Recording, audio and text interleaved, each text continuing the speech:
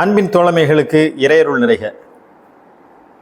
நாம் யாருக்கு வாக்களிக்கப் போகிறோம்? வருகின்ற ஏப்ரல் 23ஆம் நாள் தமிழ்நாடு சட்டமன்ற தேர்தல் நடைபெற இருக்கிறது. ஜனநாயக கடமையை நாம் செலுத்த இருக்கின்றோம். மிக முக்கியமான பொறுப்பு இது. இந்த வாக்கினுடைய முக்கியத்துவத்தை நீங்கள் உணர வேண்டும் என்று சொன்னால், ஜனநாயகத்துடைய முக்கியத்துவத்தை நீங்கள் முதலில் விளங்கிக் கொள்ள வேண்டும். எதேச்சதிகாரம் ஒன்று இருக்கிறது. அவர்கள் ஒரு நாட்டிற்குள் நினைத்த மாதிரி உள்ளே நுழைந்து ஒரு இராணுவ ஆட்சியை ஒரு இரவுக்குள் கொண்டு வந்து விடுவார்கள். அப்படியான சூழ்நிலையில் அங்கே மக்களுடைய கருத்துக்கு எந்த முக்கியத்துவமும் இல்லை. மக்கள் விரும்பினாலும் அதற்கு நேர் எதிரான செயல்பாடுகள் அங்கே அரங்கேறும்.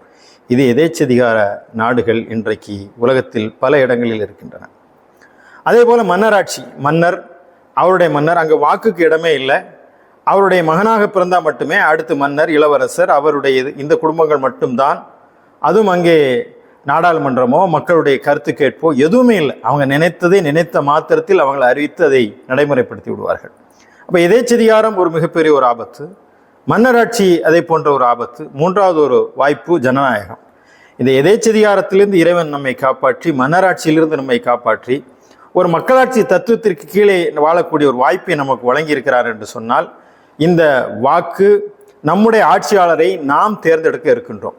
நல்லவர்களை தேர்ந்தெடுப்பதுதான் இந்த வாக்கு செலுத்த வேண்டிய ஒரு மிக முக்கியமான ஒரு சூழ்நிலை. ஆனால் நல்லவர்களே இல்லை என்றால் இருப்பதில் நல்லவர்கள் யார்? இப்போ நம்ம முன்னால் 4 ஆப்ஷன் இருக்கு. ஒன்று, மதச்சார்பற்ற முற்போக்கு கூட்டணி திராவிட முன்னேற்ற கழகத்தினுடைய தலைமையிலே ஒரு மெகா கூட்டணி ஒன்று இருக்கிறது. அதில் பல்வேறு இஸ்லாமிய அரசியல் கட்சிகள் ஒன்றாக இணைந்து இந்த களத்தை காண்கின்றது. இரண்டாவது ஒரு அணி இருக்கிறது. அது பாஜக அதிமுக தலைமையிலான என்று சொல்ல முடியாது, பாஜக அதிமுக தலைமையிலான ஒரு கூட்டணி. மூன்றாவது ஒரு அணி இருக்கிறது. அது நாம் தமிழர் கட்சி, சீமான் ஒருங்கிணைப்பாளராக இருந்து தனித்து களம் காணுகிறார். நான்காவது, இப்போது புதிதாக தொடங்கிய 2024 தொடங்கிய ஒரு கட்சி, தமிழக வெற்றி கழகம், நடிகர் விஜய் தொடங்கிய கட்சி. இப்போ நாம் தெளிவாக இதில் முதல் ஆப்ஷனாக வகுப்புவாத கட்சியான, பாசிச கட்சியான பாஜகவுடன் கூட்டணி அமைத்து தமிழ்நாட்டுக்கு பல்வேறு துரோகங்களை இணைத்தது மட்டுமில்லாமல் அதிமுக கட்சிக்கே ஒரு துரோகத்தை அளித்திருக்கின்ற இந்த அதிமுகவை வீழ்த்த வேண்டும் என்பது இந்த தேர்தலில் முதல் நிலைப்பாடாக இருக்க வேண்டும். ஏன் நான் இப்படி சொல்கிறேன் என்று சொன்னால், இன்றைய தமிழ் மண்ணிலே பாஜக போன்ற வகுப்புவாத கட்சிகள் உள்ளே நுழைந்து விடாமல் இருப்பதற்கு திராவிட கட்சிகளுடைய தேவை அவசியமாக இருக்கிறது. இங்கே அதிமுகவை இங்கே கட்டி காத்து அதை ஒரு எதிரணியாக நிறுத்தியிருக்க வேண்டும். எல்லோரையும் அரவணைத்து சென்று அதிமுக இன்றைக்கு தனித்து ஒரு பெரும் கூட்டணி அமைத்து திமுக அதிமுக இடையே பலமான கூட்டணி இருக்க வேண்டிய ஒரு சூழ்நிலையில் தன்னுடைய சொந்த சுயலாபத்திற்காக கட்சியே அடமானம் வைத்து இன்றைக்கு எல்லோரும் பார்க்கக்கூடிய சூழ்நிலையில் அதிமுகவை பாஜக இன்றைக்கு விழுங்கி செலுத்தி இருக்கிறது. இது அதிமுகவிற்கு எடப்பாடி செய்த ஒரு மாபெரும் துரோகத்திற்கு அதிமுகவினரே பாடம் புகட்ட வேண்டும் என்று நான் முதலில் கேட்டுக்கொள்கிறேன். ஒரு கட்சியை சின்னாபின்னமாக்கி விட்டார். எப்படிப்பட்ட ஒரு கட்சி! திராவிட கட்சிகள் மாறி மாறி ஆட்சி செய்தாலும் 2 கட்சிகளுக்கான இடம் இருந்தது. அதில் ஒரு கட்சி தன்னை இன்று முழுமையாக சிதைத்து விட்டது. எனவே இன்றைக்கு பாஜகவிற்கு நாம் பாடம் புகட்டுவது என்பதைப் போலவே அதிமுக அணிக்கும் நாம் பாடம் புகட்ட வேண்டும். எனவே அதிமுக அணி படுதோல்வி அடைவதற்கான முயற்சிகளை நாம் மேற்கொள்ள வேண்டும். அடுத்து, நாம் தமிழர் கட்சியை பொறுத்த வரைக்குமாக 234 தொகுதிகளிலே தனித்து நிற்கிறார்கள். கடந்த ஆண்டுகளில் அவர்கள் ஒரு வெற்றியை கூட பெற்றதில்லை. அவர்களிடம் எந்த திட்டமும் இல்லை. மொழி பிரச்சனையை மட்டும் வைத்துக்கொண்டு தமிழர்கள் தான் ஆள வேண்டும் என்று அங்கே சீமான் கொஞ்சம் வேகமாக பேசுகிறார். ஆனால் அந்த பேச்சிலே முன்னுக்கு பின் முரண் அதிகமாக இருக்கிறது. அவருடைய வாக்குறுதியை நம்ப முடியாத அளவிற்கு அவருடைய கடந்த கால பேச்சுகளை எடுத்து பார்த்தாலே தெரியும். பெரியாரை ஒரு கட்டத்தில் ஆதரிக்கிறார். இப்போது பெரியாரை எதிர்த்து இந்த மண்ணிலே களம் காணுகிறார் என்று சொன்னால், இந்த பெரியார் மண்ணிலே அவருக்கான இடம் நிச்சயம் இருக்காது என்பதுதான் தெளிவு. ஏனென்று சொன்னால், பிராமண கடப்பாரை கொண்டு பெரியாரைய கோட்டை, திராவிட கோட்டையை வீழ்த்த வேண்டும் என்று சொல்கிறார் என்று சொன்னால், இன்றைக்கு சீமான் பேசுகின்ற இந்த கொள்கை அரசியல் பாசிசத்தினுடைய ஒரு வடிவம் என்பதையும் நாம் வழங்கிக் கொள்ளலாம். நான் பி டீம் சொல்ல வரல. எப்படி இனவெறி ஆபத்தோ அதே போல மொழிவெறியும் ஆபத்து. தமிழ் தேசியம் குறித்தான ஒரு தெளிவு என்றால் அது இந்த மண்ணுக்கு நலம் சேர்க்கக்கூடியதாக இருக்கணும். ஆனால் சீமான் பிளவுவாதி அரசியலை பேசுகிறார். அதிகாரம் அவர் கையிலே வந்தால், அதிகாரம் வருவதற்கு முன்னே என்னவெல்லாம் பேசுகிறார், அதிகாரம் கையிலே வந்தால் நிச்சயம் அவர் எதேச்சதிகாரத்தினுடைய மறு வடிவமாகத்தான் சீமான் இருப்பார். அதனால அவர் அதிபர்னு சொல்லி நிறைய அவர்கள் எள்ளலாக சிலர் பதிவிடுவதை நாம் பார்க்கிறோம். எனவே சீமானை குறித்து அதிகம் பேச வேண்டிய தேவையில்லை. நாம் தமிழர் கட்சியும் இந்த தேர்தலிலே வழக்கம் போல் படுதோல்வி அடையக்கூடிய ஒரு சூழலை, இன்னும் சொல்வதானால் அவர்கள் வாங்கி 8 விழுக்காடுக்கு கீழே மிகவும் குறைவாக வாக்கு விழுக்காடு வாங்கக்கூடிய ஒரு சூழலையும் பார்க்கின்றோம். அடுத்து திமுக தலைமையிலான மதச்சார்பற்ற முற்போக்கு கூட்டணி நம் முன்னால் இருக்கக்கூடிய வாய்ப்புகளில் பிரகாசமான ஒரே வாய்ப்பு. கடந்த 5 ஆண்டுகால ஆட்சிகளை வைத்து நாம் முடிவு செய்யலாம்.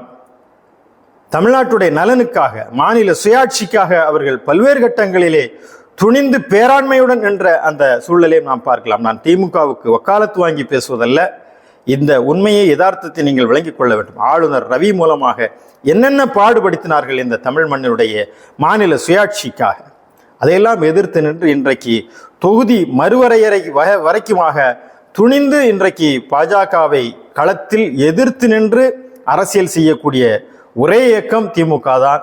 எனவே திமுக கொண்டு வந்திருந்த நலத்திட்டங்கள், திமுகவுடைய கடந்த 5 ஆண்டுகளை வைத்து நீங்களே ஒரு முடிவு செய்யலாம். நான் அது குறித்து விரிவாக பேச விரும்பவில்லை. திமுக இன்றைக்கு இருக்கக்கூடிய ஒரு மிக முக்கியமான வாய்ப்பாக நமக்கு இருக்கிறது. கடந்த கால 5 ஆண்டு கால ஆட்சியை வைத்துக்கொண்டு நீங்கள் முடிவு செய்யலாம். திமுகவுடன் நமக்கு முரண் இருக்கிறதா என்றால் இருக்கிறது. ஆனால் அந்த முரண்களுக்காக திமுகவை எந்த முரணை சொல்லி நாம் அது ஊழல், அது இங்கே போதை கலாச்சாரம் இருக்கிறது, பெண்களுக்கு எந்த ஆட்சியில் அப்போ ஊழல் இல்லாமல் இருந்து சொல்லுங்கன்னா அதுக்கு பதில் இல்லை. சரிப்பா, திமுக ஊழல், அதுக்கு அதிமுக இன்னைக்கு ஊழல் இல்லை கட்சின்னு வாக்களிக்க முடியுமா? அதிமுக ஆட்சியில் பாதுகாப்பு இருந்துன்னு வாக்களிக்க முடியுமா? எனவே இது ஒரு பொருத்தமான குற்றச்சாட்டாக தெரியவில்லை. எனவே மதச்சார்பற்ற முற்போக்கு கூட்டணியான திமுகவிற்கான நம்ம வாய்ப்பு இருக்க வேண்டும். இறுதியாக நான் இந்த உரையிலே மிக தெளிவாக விரிவாக பேச வேண்டியது, நிறைய பிள்ளைகள் எல்லாம் இன்றைக்கு விஜயின் பின்னால் சென்று கொண்டிருக்கக்கூடிய ஒரு சூழலை நான் பார்க்கிறேன். விஜய் மீது தமக்கு தனிப்பட்ட விருப்பு இல்லை. இன்னும் சொல்வதானால் தனிப்பட்ட முறையிலே ஒரு இளைய தலைமுறை, ஒரு புதிய தலைவனை தமிழகம் தேடிக்கொண்டிருக்கிறது. யாராவது ஒரு புது தலைமை வந்துடாதா, இந்த திமுக அதிமுகவுக்கு மாற்றாக ஒரு தலைவன் வந்துவிட மாட்டானா, நம்மை வழிநடத்தி செல்ல மாட்டானா என்ற ஏக்கம் தமிழ் மண்ணிலே நெடுங்காலமாக இருக்கிறது. அதனால தான் விஜயகாந்த் அப்படி பார்த்தார்கள். ஆனால் அவர் ஒரு கட்டத்திலே சறுக்கி விட்டார். பாஜகவுடன் கூட்டணி வைத்து அவர் மாற்றான ஒரு தலைவராக தன்னை உருவாக்கி கொள்ளவில்லை. இன்னும் யாராவது வருவார்களா, நம்மை வழிநடத்தி செல்ல மாட்டார்களா என்ற நெடுநாள் இயக்கம் தமிழ்நாட்டுக்கு இருந்தது. அந்த அடிப்படையிலே விஜய் நாம் வரவேற்கிறோம். அவருடைய தலைமை தேவையான ஒன்று என்றுதான் கருதினோம். ஆனால் அவர் அதற்கு தகுதியானவரா, இருக்கின்றவர்களை விட அவர் சிறந்தவரா என்ற ஒரு ஒப்பீட்டு ஆய்வைத்தான் நான் இங்கே முன்வைக்கிறேன். மாற்று கருத்து இருந்தால் நீங்கள் ஆதாரத்துடன் பதிவு செய்யலாம்.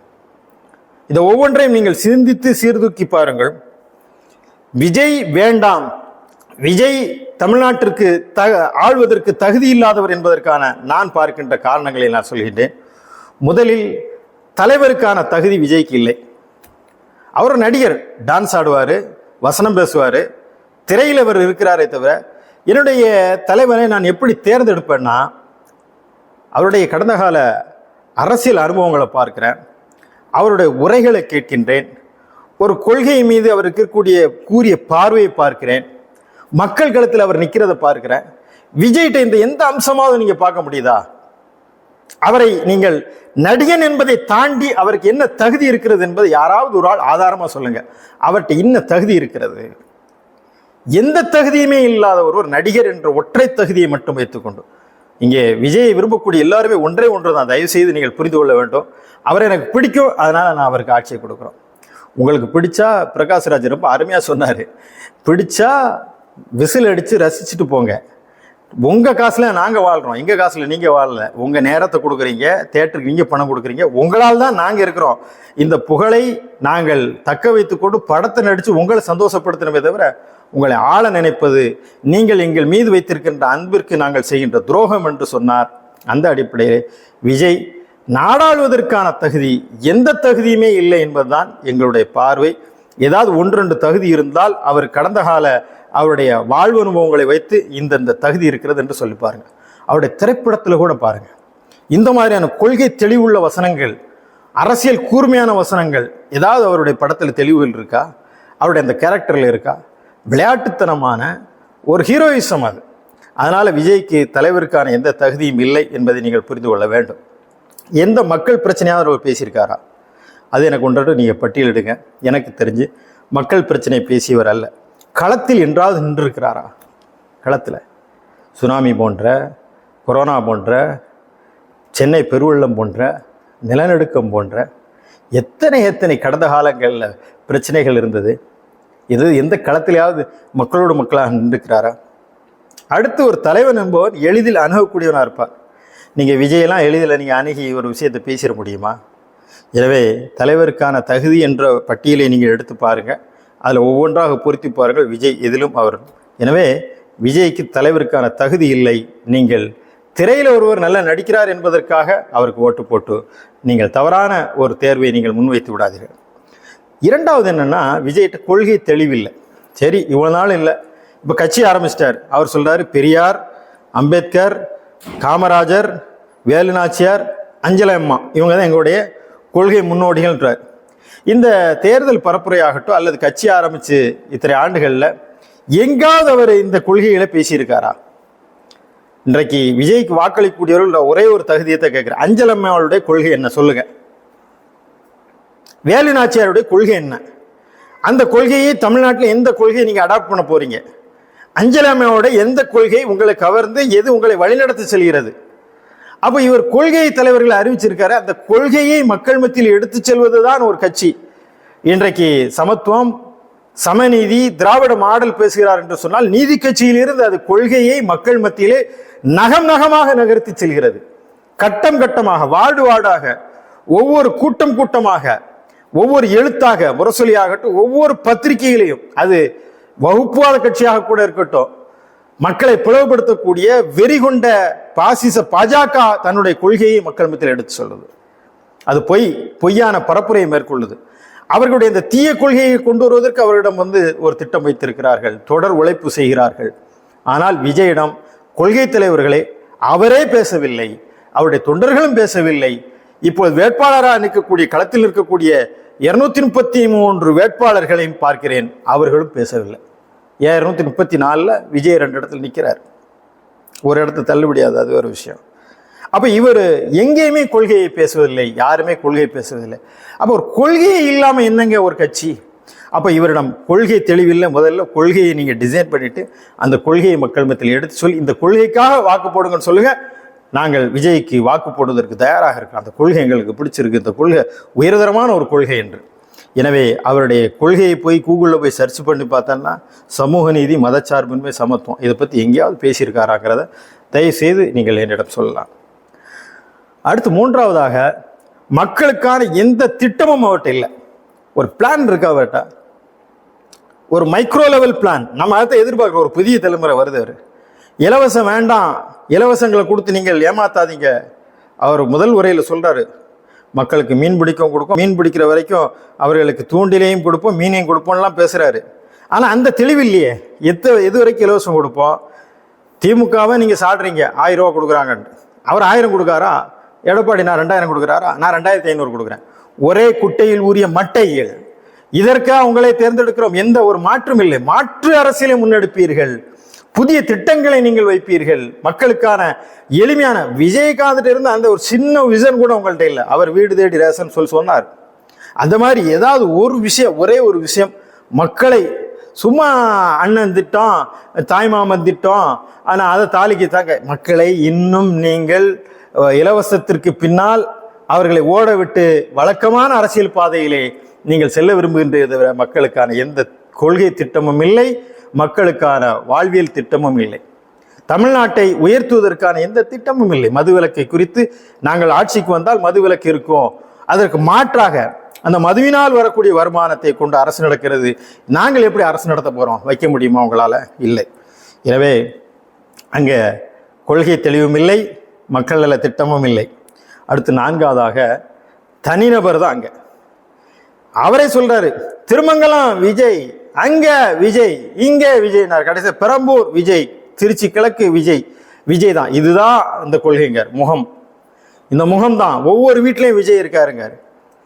மனிதன் ஒரு கொள்கையை ஒரு தனிநபரை வைத்து கொண்டு ஒரு கட்சியை தொடங்குறான்னு வைங்களேன், அந்த தனிநபரோடு அந்த கட்சி அழிந்து விடும்.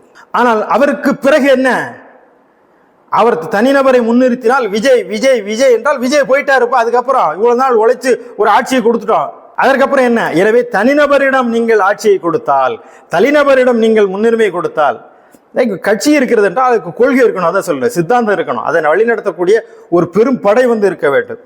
எனவே அவரிடம் தனிநபர் தான், அடுத்த கட்ட தலைவர்கள் இல்லை.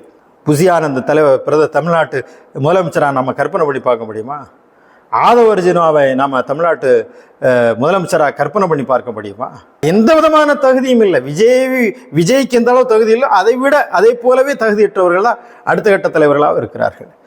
எனவே அவர்களிடம் தனிநபருடைய துதி இருக்கிறது. அடுத்து கட்சி ஆரம்பிச்சு ஒரு நாள் ஆச்சு, தொண்டர்களுக்கு எந்த பயிற்சியாவது கொடுத்துருக்கிறாரா? ஒரு கேடர் பேஸ்ட், அடுத்து தொண்டர்களை வழி நடத்தணும். என்னிடம் 100 இளைஞர்களை நீங்கள் கொடுங்கள், ஒரு வளமான இந்தியாவை நான் உருவாக்கி காட்டுகிறேன் என்கிறார் விவேகானந்தர் அவர்கள்.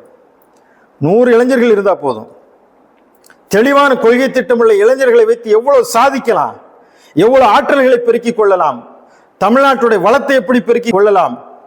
ஆனால் இந்த ரசிகர் மன்றத்தை வைத்தோ அல்லது இவ்வளவு கூட்டமாக உங்களை கண்டு விழுகின்ற இந்த மக்களை என்ன பயிற்சி கொடுத்தீங்க, என்ன பக்குவப்படுத்தினீங்க, என்ன நீங்கள் இன்ஸ்ட்ரக்ஷன் கொடுக்க? தம்பிகளா, நான் உங்களோடு தான் இருக்க போறேன், உங்க ஒவ்வொரு கையை நான் தொட்டு கை கொடுப்பேன், முண்டாதீங்க, நான் உங்களோடு இருப்பேன். பெண்களை பார்த்து என்ன பெண்கள் எவ்வளவு ஆபாசமாக கொச்சையாக பேசுகிற, அப்படிலாம் பேசாதீங்கம்மா. சொல்ல முடிஞ்சதா அவங்களால? ஆதவ அர்ஜுனா பேசுறாரு, பேச்ச அவருடைய உடல் மொழியும் அவருடைய துணியும் எவ்வளவு அருவருப்பானது, அதை கண்டிச்சிங்களா? நீங்க எல்லாம் பேசி வேடிக்கை பார்க்குறீங்களே தவிர எந்த விதமான பயிற்சிகளும் இல்லை. அதனால தற்குறிகள், அணில்கள், கிரில் தடவை அவங்க உள்ள விடாம உள்ள வர்றது, மரத்துக்கு மேல தாவுறது, அந்த கட்சியுடைய ஒரு இமேஜை பாருங்க. ஒரு தொலைக்காட்சியிலிருந்து பேட்டி எடுக்கிற அவர் தோல்ல துண்டை போட்டு என்ன பாடுபடுத்துறாங்க. இன்றைக்கு வரைக்கும் பாருங்க, விஜய் பின்னாடி ஓடி போய் உயிரை மாய்த்து கொள்வது. அதனால அவருக்கு எந்த விதமான பயிற்சியும் கொடுக்கல.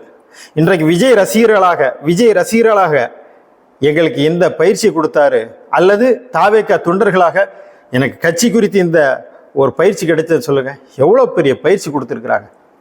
தமிழ்நாடு இன்றைக்கு தனித்துவமாக இருக்கிறது என்று சொன்னால் நீதி கட்சி தொடங்கி கொள்கையை பேசி இருக்கிறது, மதச்சார்பின்மையை பேசி இருக்கிறது. இந்த மண்ணில் இன்றைக்கு வகுப்புவாதம் காலூன்ற முடியவில்லை என்று சொன்னால், இங்கே 50 ஆண்டு காலம் 75 ஆண்டு காலம் இந்த மண் செதுக்கப்பட்டிருக்கிறது. கொள்கை பாசறைகள் பயிற்சி வழங்கப்பட்டிருக்கிறது.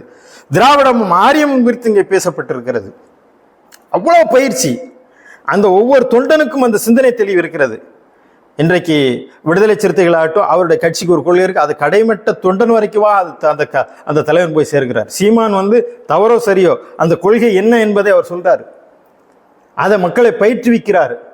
அந்த தொண்டர்களை அவருடைய வழியில அதே மாதிரி உருவாக்குறாருல்ல, அந்த மாதிரி எந்த தொண்டர்களை நீங்க உருவாக்கியிருக்கீங்க? அடுத்த கட்ட தலைவரை உருவாக்கியிருக்கீங்க. ஆக எந்த பயிற்சியுமே இல்லை. அவங்க என்ன ஒரு எப்படி வேணாலும் போகட்டும், தன்னுடைய கார்ல ஏறி போகட்டும், அதற்கு எந்த கவலையுமே இல்லை. எனவே அவர்கள் 2ஆம் கட்ட தலைவர்களுக்கும் சரி தொண்டர்களுக்கும் எந்த விதமான பயிற்சியும் கொடுக்கல. அடுத்த 6வது ஒரு விஷயம், விஜய் என்னைக்காவது மக்கள் பிரச்சனையை பேசியிருக்காரா? நீங்க இப்ப கட்சி ஆரம்பிச்ச பிறகு விடுங்க, குஜராத் கலவரத்தில் விஜயுடைய நிலைப்பாடு என்ன? உன்னாவிலே நடந்த பட்டியலின சிறுமியுடைய படுகொலை, ஆசிஃபாவுடைய வன்புணர்வு, காஷ்மீருடைய அதிகாரத்தை பறிச்ச போது என்ன செஞ்சார்? பாபரி மசீதி இடிக்கப்பட்ட போது மீண்டும் அதற்கு தீர்ப்பு வரும்போது இவர் என்ன செய்தார்? என்ன நடவடிக்கை எடுத்தார்? மாட்டிறைச்சியின் பேரால் அகலாக் அடித்துக் கொள்ளப்பட்ட போது, பெஹ்லுகான் அடித்துக் கொள்ளப்பட்ட போது, ஒரு ஜுனைத் கான் ஓடும் ரயில் நிலையத்தில் அடித்துக் கொள்ளப்பட்ட போது, இந்த எவ்வளவு இந்த மண்ணிலே கொடூரங்கள் அரங்கேறியது. அப்போதெல்லாம் விஜய் என்ன செய்தார்? தயவு செய்து எனக்கு அதை கொடுங்க. களத்தில் நின்றாரா? அதற்காக என்ன நடவடிக்கை? ஒரு போராட்டம் நடத்தியிருப்பார், அவர்கிட்ட ரசிகர்கள் இருந்தாங்க இல்லையா? இதெல்லாவற்றை விடுங்கள். மாணவர் தலைவர்களை வேட்டையாடினார்கள் அல்லவா? சர்ஜில் இமாம், உமர் காலித், குல்ஃபிசா பாத்திமா, எவ்வளவு பேர், பத்திரிகையாளர் சித்திக் காப்பான் போன்றவர்கள் எத்தனை பேர் படுகொலை செய்தார்கள்? கல்புர்கே, கௌரி லங்கேஷ், அடிக்கிட்ட போலாம் அவ்வளவு படுகொலைகள் நடந்தது. புல்டோசரை வைத்து வீடுகளை இடித்தார்களே. விஜய் என்ன செய்தீர்கள்? விஜய்க்கு வக்காலத்து வாங்கி, சரி சின்ன பிள்ளைகள் தான் ஏதோ விளையாட்டுத்தனமாக எழுதுறாங்கன்னா, ஒரு சில மூத்தவர்கள் கூட என்ன பண்றாங்கன்னா, முழு நேர விஜயனுடைய ஊழியம் செய்யக்கூடியவரிடம் நான் கேட்கிறேன், தயவு செய்து விஜய் இதுக்கெல்லாம் என்ன ஸ்டேட்மெண்ட் கொடுத்தான்னு சொல்லுங்க. நீங்க என்ன மாதிரி களத்தில் இறங்கி குரல் கொடுத்தாரு? அது ஒரு அறிக்கையில சொல்லக்கூடிய விஷயம் அல்ல. அதற்காக திமுக என்ன செய்தது, முஸ்லிம் அமைப்புகள் என்ன செய்தது, எல்லாவற்றையும் பார்க்கலாம். சரிங்க, பலஸ்தீனத்தில் எவ்வளவு குழந்தைகள் படுகொலை செய்யப்பட்டார்கள். நெக்ஸ்ட் ஸ்டாலின் அந்த பலஸ்தீன கஃபேயோட வந்து நின்றார், சட்டமன்றத்தில் கொண்டு வந்தாரா? ஏதாவது ஒரு குரல் கொடுத்திருப்பாரா காசா மக்களுக்காக? இஸ்ரேல் பிரச்சனையில் எவ்வளவு கொடுமைகளை இந்த உலகம் சந்தித்து வருகிறது. அவருக்கு என்ன தெரியும்? அவருக்கு திருப்பரங்குன்ற வாய் திறந்தா தானே அவர் பலஸ்தீனத்துக்கு பேச போறாரு. வேங்கை வேலை குறித்து பேசாதானே அவர் ஈரானை பற்றி அவர் பேசுவார். எனவே அவர் எந்த விதமான குறைந்தபட்சம் பிரகாஷ் ராஜ் கேட்ட கேள்வி பதில் சொல்லிட்டோம். தம்பி, ஏன் அளவுக்கு நீ அரசியல் பேசியிருப்பியாப்பா கேட்டார்ல, பதில் சொல்லு பார்ப்போம். நீங்க பிரகாஷ் ராஜை உங்களை ஒப்பிடுங்க. பிரகாஷ் ராஜ் பேசிய அரசியல், பிரகாஷ் ராஜ் பேசிய விவகாரங்கள், மக்கள் பிரச்சனை, விஜய் பேசியது, ரெண்டையும் கம்பேர் பண்ணி பாருங்க. நீங்க பேச முடியுமா? எனவே மக்கள் பிரச்சனையே அவர் பேசியதே இல்லை. இவரை நம்பி எப்படி ஒரு நாட்டை கொடுக்கறதுக்கு நீங்க துணிகிறீர்கள்? என் அன்பு நண்பர்களே, விஜயுடைய ரசிகர்களே. அடுத்து பாருங்க, மதச்சார்பின்மை. அவர் கொடுத்த தெளிவான ஒரு சிந்தனை, சித்தாந்தமே இல்லை அவர்கிட்ட. அரசியல் எதிரி, கொள்கை எதிரி. இது என்ன? இது முட்டாள்தனம் இல்லையா? இது என்ன அரசியல் எதிரி, கொள்கை எதிரி? எனக்கு விளக்குங்க பாப்பா. எல்லாம் ஒண்ணுதான். ஒரு கொள்கைக்காகத்தானே அரசியலில் கொண்டு வந்து நிற்கிறேன். அரசியல் எதிரின்னா என்ன, கொள்கை எதிரி என்ன? அதை யாராவது ஒரு சொல்லிக் கொடுங்க. எழுதி கொடுக்குறீங்களே, ஸ்கிரிப்ட் எழுதுறவங்க, அதை சொல்லிக் கொடுங்கப்பா. அப்படிலாம் ஒன்றும் இல்லைப்பா. எதிரி தான். அவனுடைய அரசியல் நிலைப்பாடு, கொள்கை. அரசியல் எதிரியாவது அரசியலில் நிரந்தர நண்பரும் இல்லை, நிரந்தர எதிரியும் இல்லை. கூட்டணி வைக்கலாம். அப்போ அரசியல் எதிரியை கொஞ்சமாக தான் தாக்கணும். கொள்கை எதிரி தான் நமக்கு முதல்ல வரணும். நான் சொன்னது, தமிழ்நாட்டில் எவ்வளோ பிரச்சனை கொள்கை எதிரியால். மாநில சுயாட்சியை பிடிக்கிறா, தேசிய கல்விக் கொள்கையை கொண்டு வர்றா, RN ரவி மூலமாக தமிழ்நாட்டுடைய சுயாட்சியை பறிப்பதற்கான முயற்சியில் நடக்கிறது. கொள்கை எதிரியாவன் அவனை எதிர்த்து பேசுறதை விட்டுட்டு எப்ப பாரு ஸ்டாலின் அங்கிள் அப்படின்னா, எப்ப அப்படி பேச நல்ல இல்லப்பா. இப்போ அவர் ஸ்டாலின் சார், இந்த திமுக தீய சக்தி என்ன? இது எரிச்சலா இருக்கிறது உங்களுடைய பேச்சை கேட்பதற்கு. எதற்கெடுத்தாலும் ஸ்டாலின், எதற்கெடுத்த அடுத்தவர் மீது பழி போட்டு நீங்கள் தப்பிக்காதீர்கள். சொல்லுங்க, நீங்க என்ன பிரச்சனை இருக்கிறத பேசுங்க. எந்த விதமா மதச்சார்பின்மை குறித்து, எந்த விதம் பாசிசம் குறித்து நீங்க சொல்லுங்க. RSS குறித்து உங்களுக்கு தெரியுமா? RSS தான் என்ன சரியுமா? அந்த கொள்கையை பற்றி பேச முடியுமா? எந்த விதமான கொள்கை தெளிவும் இல்லை. அதனாலதான் முஸ்லிம்களை குறித்து அவருக்கு எந்த விதமான புரிதலும் இல்லை, தெளிவு இல்லை, சிந்தனை தெளிவில்லை. மதச்சார்பின்மை என்ன புரியல. குறைந்தபட்சம் அரசியலமைப்பு சட்டத்தையாவது படியுங்கள் விஜய், அல்லது அவருக்கு யாராவது அவருக்கு சொல்லிக் கொடுங்க. அடுத்து 8வது, விஜய் ஒரு கோழை. கரூர்ல அது சதி திட்டமாக இருந்துட்டு போகுது உங்க குற்றச்சாட்டுப்படி. தன்னுடைய குடும்பத்தை சார்ந்தவர்களை சாக கொடுத்து ஒரு தகப்பன் ஓடுவானா? ஏர்போர்ட்ல ஓடுறாருங்க. சார் சார் சார் சார் அங்க இறந்தாங்க சார், பிளேட் ஓடி போயிட்டாரு. நான் செத்தாலும் பரவாயில்லை, இந்த களத்தில் நான் வீழ்வேன், என் உயிர் போனாலும் பரவாயில்ல, என் மனைவி என் பிள்ளைகள்லாம் வந்து ஆக்சிடென்ட்ல கிடக்கா, அந்த குடும்ப தலைவன் பஸ் ஏறி அடுத்த பஸ் ஏறி ஐயோ நானும் நின்னா என்ன போலீஸ் என்கொயரி பண்ணுவோம் ஓடுதானா? அவன்லாம் ஒரு தகப்பனா? அதை எதிர்கொள்ள வேண்டும், களத்தில் நிற்கணும். என் உயிரே போனாலும் நான் கரூரில் தான் சாவேன். என் 41 உயிர்கள் என்னை பார்க்க வந்தவர்கள் செத்து விட்டார்கள், நிக்கிறவன் தலைவன். ஆனால் விஜய் ஓடி ஒளிந்த கோழை எப்படி எதிர்கொண்டீர்கள்? பனையூர்ல இருந்துட்டு ஒரு வீடியோ போட்டு என்ன வேணாலும் பண்ணுங்க அப்படின்ற ஒரு கழிவிறக்கம். எப்படி மக்கள் இதை நம்புறீங்கன்றது எனக்கு வியப்பாக இருக்கிறது. அவர்கள் வீடு தேடி வந்து உதவி கொடுக்கறதானங்க அந்த மரியாதை. நீ பனையூருக்கு வா, உனக்கு நான் தான். அவன் கையில் காலில் கெட்டு போட்டு போய் அங்கே போய் தனி ரூமில் அடைச்சி எங்கள் விஜய் காலில் விழுந்தாரு. என்ன இவ்வளோ மக்கள் முட்டாள்களா? இவ்வளோ சினிமா கவர்ச்சியா? புரியலை. அப்போ இவர் வந்து களத்தில் சைக்கிளில் வராருங்க, ஏதோ ஒரு ஆள் டமால் சத்தம் போட்டு ஓடி இதில் போய் உட்காந்துக்கிட்டாரு. சரி, இவர் நாளைக்கு ஆட்சி வர்றாரு, முதலமைச்சராக வர்றாரு, நாளைக்கு ஒரு வெள்ளம் வருது, பிரச்சனை வரும். முதலமைச்சர் தாங்க முதல்ல களத்துக்கு வரணும். முதலமைச்சரை பார்க்க இவ்வளோ கூட்டம் வருதா? விஜய்க்கு ஆபத்து அவருடைய ரசிகர்களால் தான் அப்படிங்கிறத சொல்கிறாங்க. மேலே வந்து விழுறான், விட்டு அவர் என்ன பண்ணுவான்னு தெரியாது. அப்போ இவர் முதலமைச்சர் ஆகிட்டா வெளியே வரமாட்டார். இப்போவே வரலையே, எப்படி வருவார்? அப்போ இவருக்கு மதச்சார்பின்மை பற்றியும் தெரியவில்லை. அதே போல் அவருடைய நிலைப்பாடுகள், அவர் வந்து ரொம்ப கோழையாக இருக்கிறார். சரி, தன்னுடைய படம் ஜனநாயகனை வெளியிடாமல் பண்ணிட்டாங்கல்ல, யார் பண்ணா சொல்ல மாட்டேங்கிறாருங்க. எனக்கு தெரியும் யாருன்னு, நான் சொல்ல மாட்டேன். சொல்லுங்க, இவர் தான் எங்களை பாஜக எங்களை மிரட்டுகிறது, எங்களை வந்து என் படத்தை வரவிடாம பண்ணுது. நான் கொண்டு வர முடியும், என்னால் நின்று ஃபைட் பண்ணி அதை வெளியே கொண்டு வரக்கூடிய ஒரு திறமை இருக்கா உங்களுக்கு? சரண்டர் ஆகிறீங்க, வாயை துறக்க மாட்டேங்கிறீங்க. உங்களுக்காக எல்லாரும் பேசுகிறாங்க, நீங்கள் பேச மாட்டேங்கிறீங்க. எனவே அவரிடம் வந்து துணிவில்லாதவர், களத்தில் தைரியமாக நிற்கக்கூடிய பண்பு இல்லாதவர். நாளைக்கு ஏதாவது ஒரு பிரச்சனைனா என்ன எல்லாரும் வைறாங்க, என்ன எல்லாரும் திட்டுறாங்க, நான் போரான்ட்டு போடக்கூடியவர். எனவே அவர் ஒரு கோழையாக இருக்கிறார். ஒரு தலைவன் அப்படி இருக்கக்கூடாது. அடுத்து விஜய் களத்தில் இல்லை. மமதை. இந்த கூட்டத்தை பார்க்குறாரு, கூட்டம் வந்து அலை மோதுகிறது. இந்த கூட்டமெல்லாம் ஓட்டாக மாறிடும். நான் ஏன் தேர்தலுக்கு போய் இவனோட போய் பார்த்து ஓட்டு கேட்கணும்? 234 தொகுதி வந்திருக்காரா? ஒவ்வொரு தலைவரும் எப்படி இந்த வெயிலில் எவ்வளவு நேரம் கொடுத்து, ஸ்டாலினுடைய வயசை பாருங்கள், அவருடைய உடல்நிலை பாருங்கள், அதற்கு மேல் அவர் எவ்வளோ பம்பரமாக சுற்றுகிறார். அதை பார்த்து உங்களுக்கு வெக்கம் வரலையா? வர்றாரு ரத்து, வர்றாரு ரத்து, ஓய்வு ஓய்வு ஓய்வு ஓய்வு. அவர் கேரவானில் ரெஸ்ட் எடுத்து நடித்த ஒரு நடிகரை கொண்டு வந்து களத்துக்கு வாங்கன்னா அவரால் அந்த களத்தில் நிற்க முடியுமா? எனவே இந்த இப்போதான் அவர் களத்துக்கு வரணும். முதல்ல தேர்தலில் சந்திக்கிறாரு ஒரு இளைஞர், எப்படி பம்பரமாக அவர் சுழன்று அடித்திருக்க வேண்டும். வீதியில் நிற்கணும், ஒவ்வொருத்தங்களும் பார்க்கணும். தோசை சுடுறான், புரோட்டா போடுறான், தலைப்பாக்கெட்டு வயலில் இறங்குறான், என்னவெல்லாம் பண்ணுறான். சும்மா கண்ணாடியை கேச்சு பிடிச்சி போடுறது, குழந்தைய தூக்கி தலையில் வைக்கிறது, இப்படிங்கிறது அப்படிங்கிறது. இந்த ஆக்ஷன்லாம் வச்சுட்டு எப்போ களத்துக்கு வாங்க சார், வீதிக்கு வாங்க, மக்களோட நில்லுங்க, மக்களோட நடங்க. உங்களால் ஒரு எழுச்சி பயணம் நடக்க முடியுமா மக்களோட? ராகுல் காந்தி நடந்த மாதிரி, வைகோ நடந்தாலும் அது நடக்க முடியுமா? எனவே அவரிடம் வந்து களத்தில் இல்லை அந்த மமதை.